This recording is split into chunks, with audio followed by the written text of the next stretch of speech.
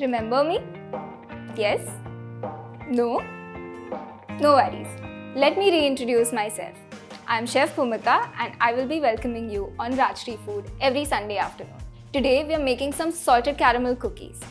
You're going to experience some crunch of almonds, gooey salted caramel, topped off with some milk chocolate. Let's see how to make salted caramel cookies. So this recipe has 3 components, the first of which is the cookie. For the cookies, we need caster sugar, some room temperature butter, all-purpose flour, chopped almonds, milk and some vanilla for flavoring. So we're going to start by creaming our butter and sugar together. I'm using room temperature salted butter. This will ensure that my cream mixture is nice, pale and fluffy. So I'm going to use my electrical whisk.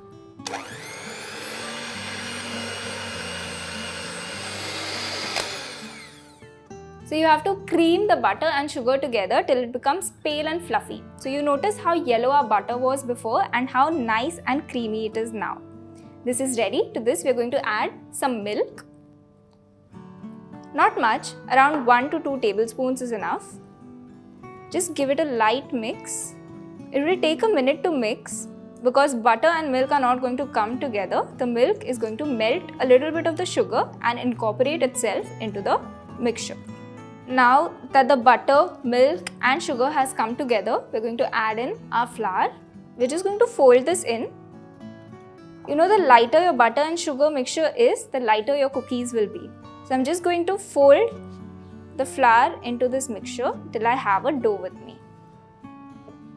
I'm going to add a little bit of vanilla and we'll finish mixing this now. And our dough will be ready when there are no lumps of flour visible in it. And now we're going to portion our cookies. I'm just going to use a spoon, take a little bit of the dough and drop it into my chopped almonds. This is going to add a nice crunch to our cookies. Once your dough is covered in almonds, place it on the mat and use your thumb to make a hole in the center. This is where our next component will come in. I'm going to finish portioning out rest of the cookies. So I've placed my cookies on a silicone mat, but if you don't have one, don't worry about it. You can also use a parchment paper or just use a non-stick pan. Now I'm going to bake these.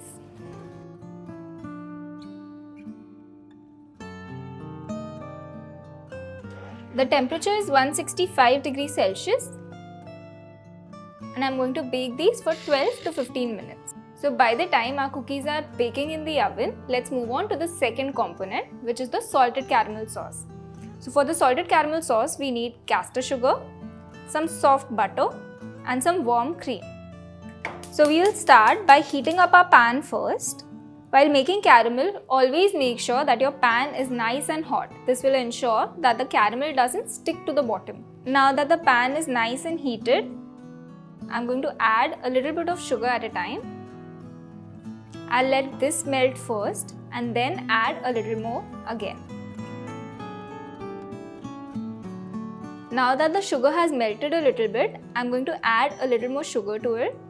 The reason we add sugar in batches is so that it doesn't form a huge lump in the pan.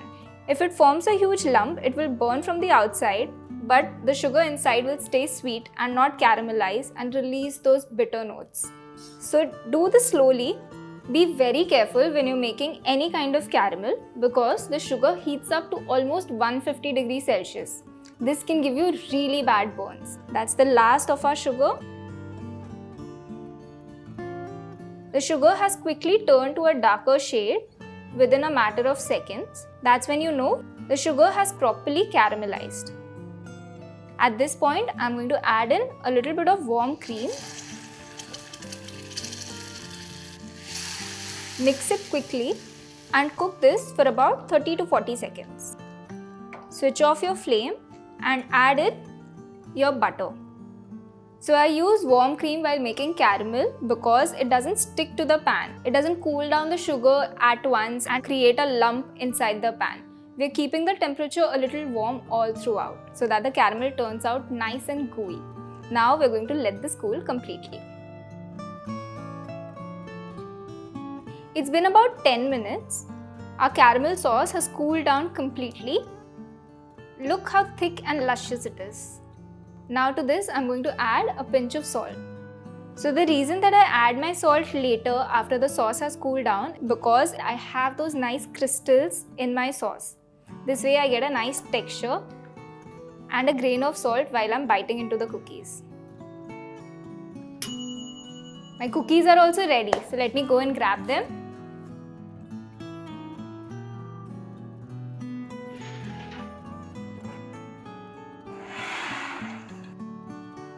The cookies have baked really nicely.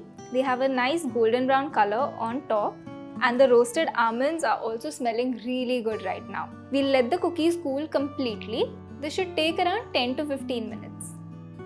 Our cookies have cooled down completely. I've added my salted caramel sauce into the piping bag, and now we are going to assemble it. Using a piping bag just makes my life so much easier.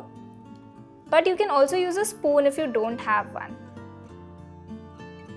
The cookies are filled with the salted caramel. Now time for our third component, milk chocolate. I've already melted my milk chocolate, and now I'm going to drizzle it on our cookies using a fork. These cookies look so good, right? I really hope I made your Sunday afternoon special. If you try this recipe out, let me know how it turns out in the comment section below. I'll see you next week, same day at the same time. Goodbye.